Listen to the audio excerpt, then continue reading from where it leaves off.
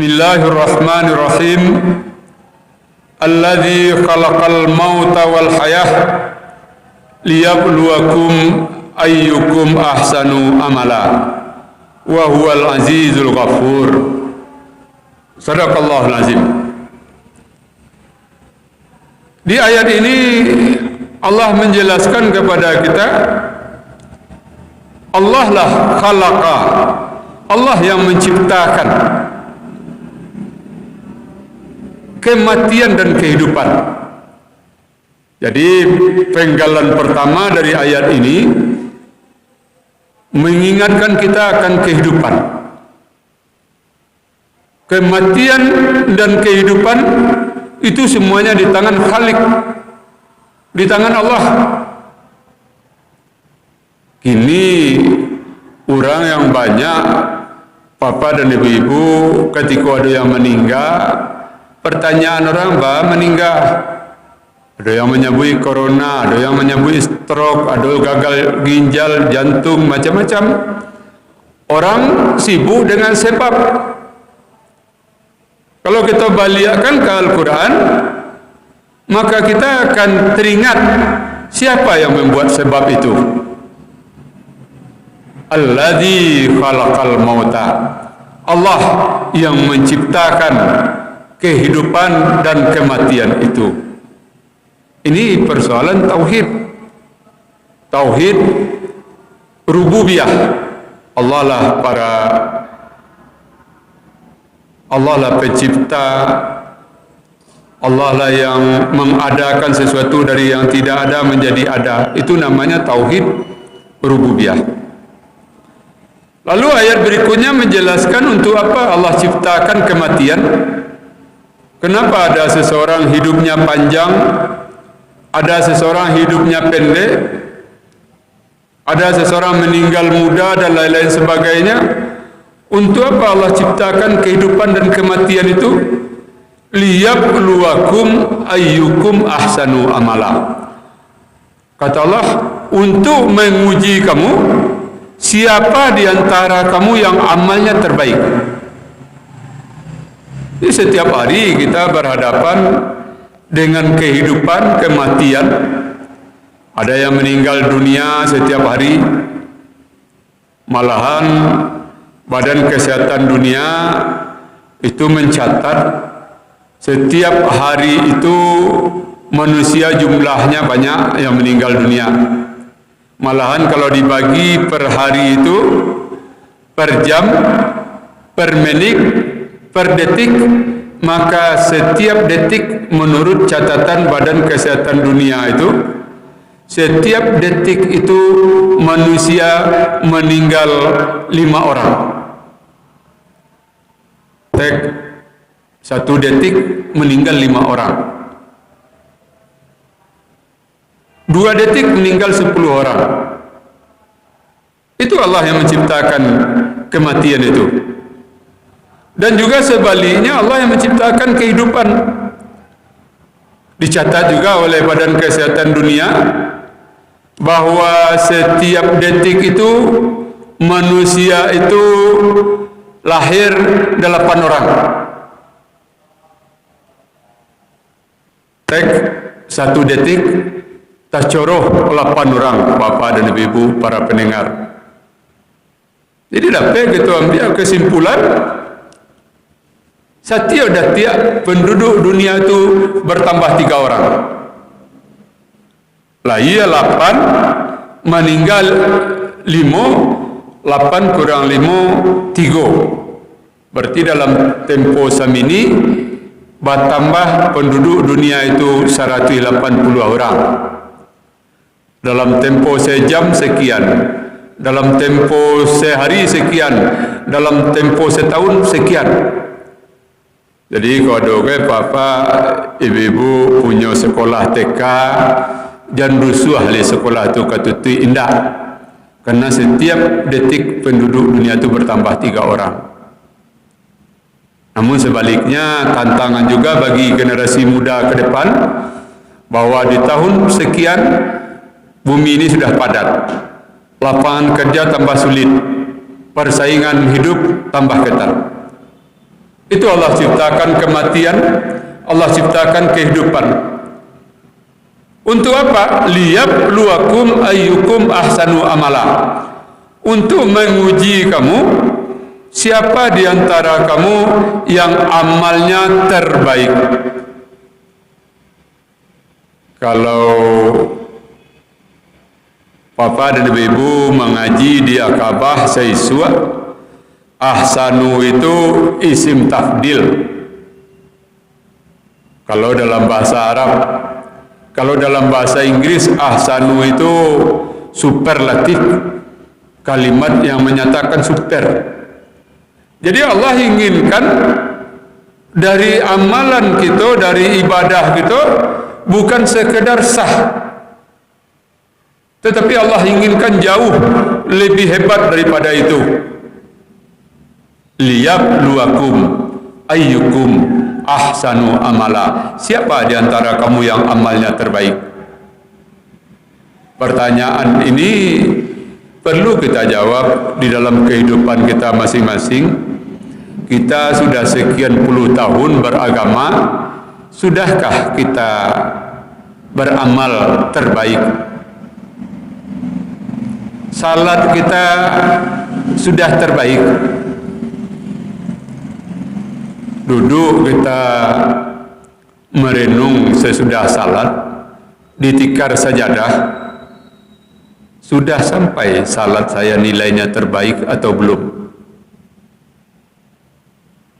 Bagaimana mengukurnya para pendengar yang dimuliakan Allah? Kalau salat kita 1 rakaat 2,5 menit, 4 rakaat itu 10 menit, adakah kita teringat dengan Allah dalam 10 menit itu agak 9 menit? Bagaimana kita menjawabnya? Oh, mungkin para pendengar mengatakan 9 tak sampai dah Ustaz, 8 lah 8. Artinya 8 menit kita khusyuk, 2 menit kita melayang-layang. Sampai tak? Kita jawab bersama-sama para pendengar yang dimuliakan Allah. Jawabannya itulah kualitas ibadah kita. Kita yang tahu, Allah yang tahu. Jadi mohon maaf kalau ada orang kini mengaku saleh, taubatlah. Jauh barangkali panggang dari api kalau kita mengaku diri kita saleh. 10 menit salat asar, sampai tak 8 minit kita ingat kepada Allah, 2 minit ingat yang lain-lain, sampai tak? Oh, dah sampai je 8 minit dah. 7 lah. Oh, indah je dah Ustaz. 6. Indah je dah. 5. Indah je dah 4. Tidak juga 4 minit ketika takbiratul ihram ingat dah Allah. Kalau tidak juga, bapak-bapak, ibu-ibu, para pendengar yang dimuliakan Allah, begitu rendah kualitas ibadah salat kita. Bila kita akan berubah le? Bila kita akan menjadi yang terbaik? Dalam Al-Quran Allah mengingatkan kita agak tajam sedikit. Apa kata Allah dalam surat Al-Hadid ayat 16?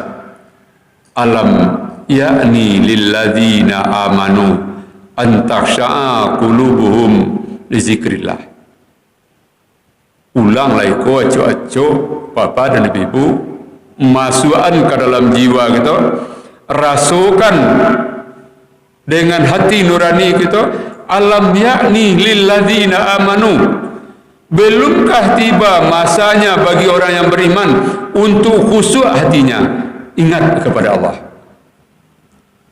Bahasa awak yang lebih mudah dipahami, bila jo leka khusyuk, umurlah 70 tahun alunjo khusyuk le, umurlah 60 tahun alunjo khusyuk le, umurlah 50 tahun alunjo khusyuk le, bila le Jan-jan Bapa dan Ibu yang menakutkan bagi kita, yang mencemaskan kita alun khusyuk le malaikat maut Allah tiba. Inilah yang mengirikan kita. Itu salat, tapi salat kita tidak khusyuk. Mungkin iko makna barangkali dari syair, bagaimana orang dulu menyadarkan kita, dia buat syair. Menangis mayat di dalam kubur teringat, badan tidak sembahyang. Kalau iko kita menuangkan Bapa dan Ibu, jatuh ke dalam air mata. Kita lagi salat tapi tidak khusyuk, berarti amalan kita tidak terbaik. Kalau sekolah terbaik itu nilai 9, 10 Kalau nilai kita 6 atau 7 itu lebih makan. Kalau nilai kita 8 atau 7,5 itu sedang. Mari kita nilai ibadah salat kita. Yang lebih menakutkan lagi apa yang disampaikan oleh Rasulullah kepada Aisyah. Hati-hatilah kamu Aisyah, copetan iblis dalam salat. Ada orang salatnya itu dicopet oleh iblis, ada. Ketika dia sudah berpaling dari mengingat Allah, Allah berpaling pula dari dia. Awak meminta ke Allah Bapa dan Ibu, banyak doa kita dalam salat, tapi hati kita berpaling, mata kita berpaling, maka Allah berpaling daripada kita. Betapa sedihnya hati kita. Itu kalau kita pareso ibadah salat kita. Kemudian kita caliak le Bapa dan Ibu puasa Ramadan kita. Kini kita lah separuh Ramadan. Alahkah terbaik Ramadan yang kita lalui hari kini dibanding hari pertama, hari kedua? Atau sudahkah terbaik puasa kita tahun ini dibanding dengan tahun-tahun yang silam? Kita sudah melakukan ibadah puasa tidak tangguang-tangguang. Barangkali Ramadan, Bapa dan Ibu puasa Ramadan. Umur kini taruhlah umur kita 50 Puasa saja umur 7 50 kurang 7 sampai 43 kali Ramadan. Lah 43 kali Ramadan kita puasa. Lah bara Ramadan puasa kita tu yang batu-batu terbaik. 43 kali Ramadan lebih hebat daripada Rasulullah.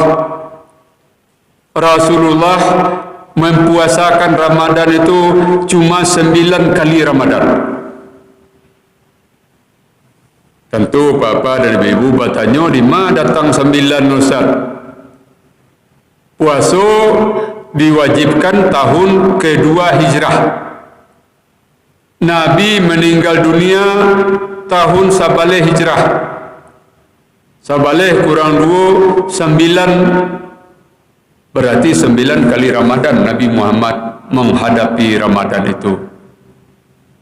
Kita 80 kali Ramadan. Apa bedanya Bapa dan Ibu dari segi kualitas ibadah kita? Mungkin kita nilainya lebih makan, Rasul nilainya ahsan, terbaik. Di dalam beberapa hadis Rasulullah juga menggambarkan kepada kita betapa banyak orang yang puasa, laisa min siyamihi, tidak ada dari puasanya itu kecuali menahan haus dan lapar. Puasanya cuma menahan haus dan lapar. Anggota-anggota badan yang lain tidak ikut berpuasa. Ada je orang berduta bulan puasa, papa dan ibu jamaah lain. Ada je orang budak sangko bulan Ramadan lain. Ada je orang berkata-kata kasar bulan Ramadan lain. Bergunjing bulan Ramadan lain. Malahan ada jamaah papa dan ibu siang hari diajak dari kawan bercerita tentang sianu-sianu. Jawe beliau unde antilah cerita orang tu kini awak puasa. Biko lah sudah maghrib awak cerita itu.